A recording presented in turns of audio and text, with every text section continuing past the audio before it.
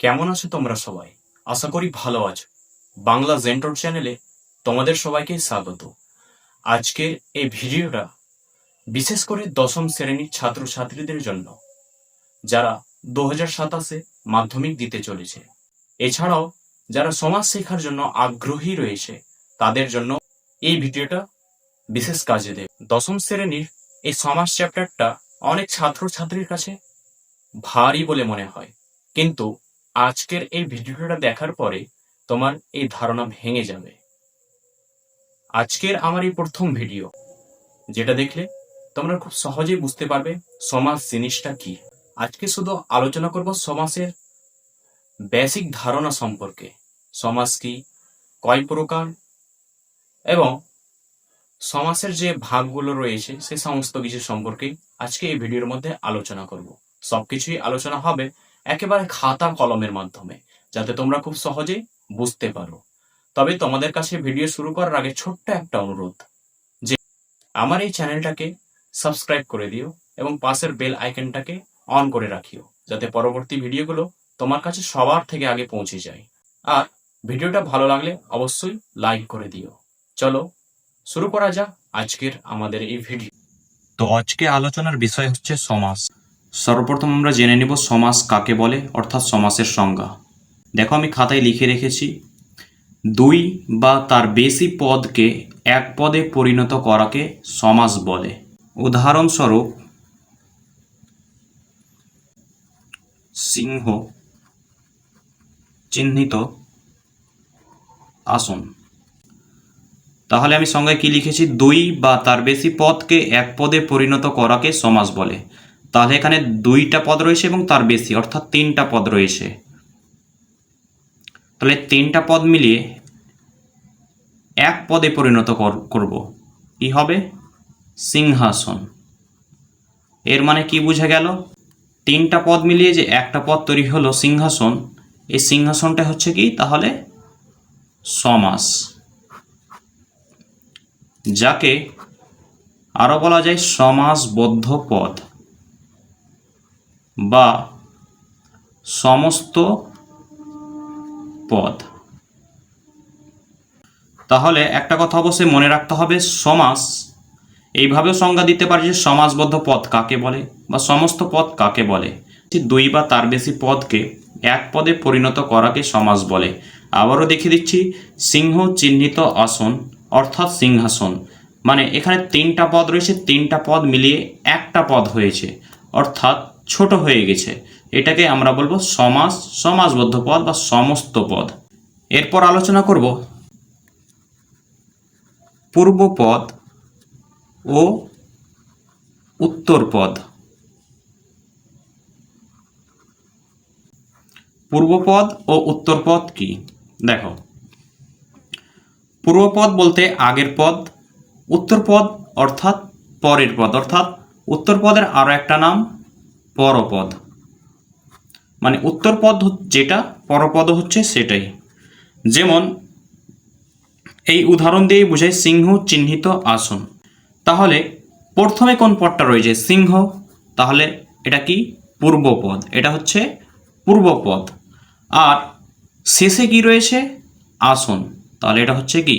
পরপদ, বা যাকে আমরা বলতে পারি উত্তরপদ। আর এখানে একটা প্রশ্ন হতে পারে, উত্তরপদের আর এক নাম কি? তাহলে অ্যান্সার হয়ে যাবে পরপদ। মাঝে যে পদটা রয়েছে এটাকে অনেক বইয়ে মধ্যপদ নাম দিয়ে থাকে, অথবা এটা না জানা থাকলেও চলবে।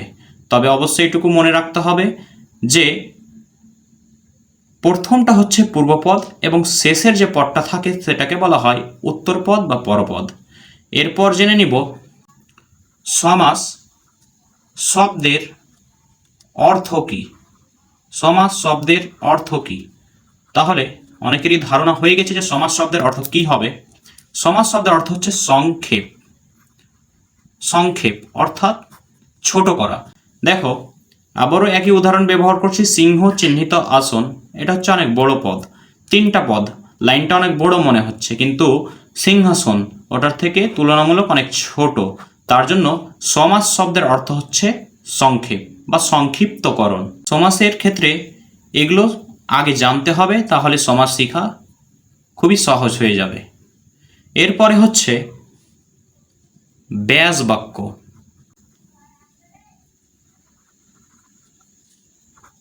বা বিগ্রহ বাক্য। তাহলে ব্যাস বাক্য বা বিগ্রহ বাক্য, এখানে আবার একটা প্রশ্ন, ব্যাস বাক্যের অপর নাম কি? মাধ্যমিকের ক্ষেত্রে ভীষণ ইম্পর্টেন্ট প্রশ্ন, ব্যাস বাক্যের অপর নাম কি? তাহলে অ্যান্সার হবে বিগ্রহ বাক্য।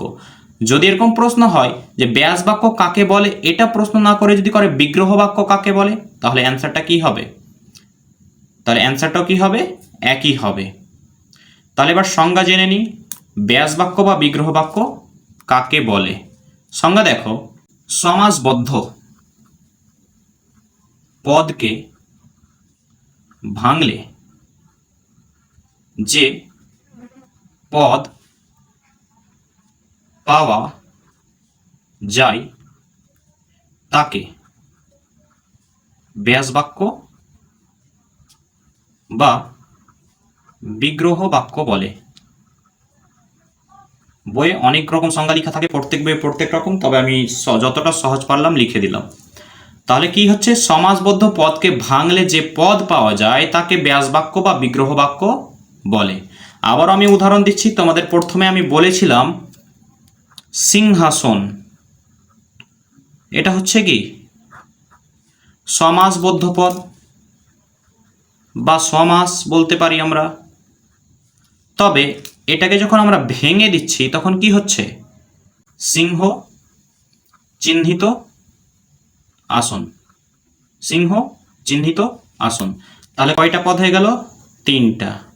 তাহলে এই পুরো পদটাকে একত্রে আমরা কি বলবো? তাহলে বিগ্রহ বাক্য বা ব্যাস বাক্য। আশা করছি বুঝতে পেরেছো। তাহলে সমাসবদ্ধ পদ, অর্থাৎ এইটা হচ্ছে সমাসবদ্ধ পদ। যে কোনো উদাহরণ হতে পারে, শুধু সিংহাসনই যে উদাহরণ হবে এরকম নয়, অনেক অনেক উদাহরণ আছে যেটা আমরা পরবর্তীকালে জানব। সিংহাসন এটা হচ্ছে সমাসবদ্ধ পদ, যেটা আমরা এখানে জানলাম। এই সিংহাসনকে ভাঙলে হয় সিংহ চিহ্নিত আসন। তাহলে এই ভাঙা অংশটুকু পুরাটাই হচ্ছে কি বিগ্রহ বাক্য বা ব্যাস বাক্য। চাইলে তোমরা খাতায় লিখে নিতে পারো। আর একটা কথা, এখানে একটা ভীষণ ইম্পর্টেন্ট প্রশ্ন হচ্ছে ব্যাস বাক্যের ব্যাস, এই যে ব্যাস কথাটুকু পাচ্ছি, এই ব্যাস শব্দের অর্থ অনেক সময় পরীক্ষায় পড়ে যে ব্যাস শব্দের অর্থ কি। তো অবশ্যই মনে রাখবা, ব্যাস শব্দের অর্থ এখানে লিখে দিলাম আমি, বিস্তার। ব্যাস বাক্যে ব্যাস শব্দের অর্থ হচ্ছে কি বিস্তার। আচ্ছা, এটুকু আমাদের বোঝা হয়ে গেছে যে সিংহাসনটা ছিল সমাসবদ্ধ পদ, আর সিংহ চিহ্নিত আসনটা হচ্ছে ব্যাস বাক্য, যার আর একটা নাম হচ্ছে বিগ্রহ বাক্য। এবার আমরা আসি আর একটা জিনিস, যে সমস্যমান পদ। সমস্যমান পদ কি, এটা আমরা এবার জানবো। সমস্যমান পদ, তাহলে দেখো ব্যাস বাক্যের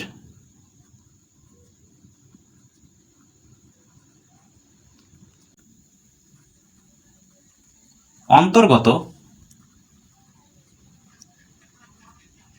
এক একটি পদকে সমস্যমান পদ বলে। তাহলে উদাহরণস্বরূপ আমরা সংজ্ঞা একবার আরো দেখে নিই। ব্যাস বাক্যের অন্তর্গত এক একটি পদকে সমস্যমান পদ বলে। এর মানে সিংহ চিহ্নিত আসন, সিংহ চিহ্নিত আসন, তাহলে এটা হচ্ছে ব্যাস বাক্য। দেখো ব্যাস বাক্যের লেখা আছে ব্যাস বাক্য। এর অন্তর্গত, অন্তর্গত মানে এই যেখানে রয়েছে কি কি পদ রয়েছে, এর এক একটা পদকে আমরা বলবো সমস্যমান পদ। তাহলে এখানে এক একটা পদ সিংহ চিহ্নিত আসন, এগুলো এক একটা পদ হচ্ছে কি সমস্যমান পদ। আশা করছি বুঝতে পেরেছো। ভিডিও ভালো লাগলে অবশ্যই চ্যানেলটাকে সাবস্ক্রাইব করে দিও এবং একটা লাইক করে দিও।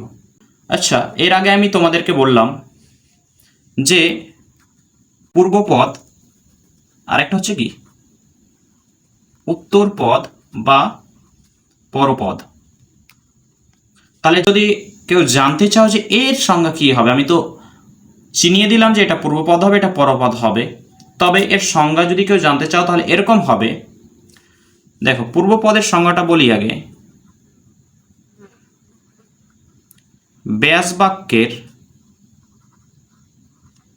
অন্তর্গত প্রথম পদটি হল পূর্বপদ। তাহলে উত্তরপদের সংজ্ঞা কি হবে? তাহলে ব্যাস বাক্যের অন্তর্গত শেষ পদটি হল পরপদ বা উত্তরপদ। ঠিক আছে, তো এই হচ্ছে সমাসের বেসিক ধারণা। এছাড়া সমাসের প্রকারভেদ রয়েছে, যার মধ্যে অনেকগুলি সমাসকে 8 ভাগ বা 9 ভাগে করা হয়ে থাকে। আজকের এই ভিডিওটা ভালো লাগলে অবশ্যই কমেন্ট করে দিও আর বন্ধুদের কাছে শেয়ার করে দিও যারা এবার মাধ্যমিক দিতে চলেছে। আজকে এই পর্যন্তই। এরপরে তোমরা কোন টপিক জানতে চাও বা কি সম্পর্কে জানতে চাও কমেন্টে একটু লিখে জানিও, এরপরে সেই ভিডিও নিয়ে উপস্থিত হব তোমাদের সামনে।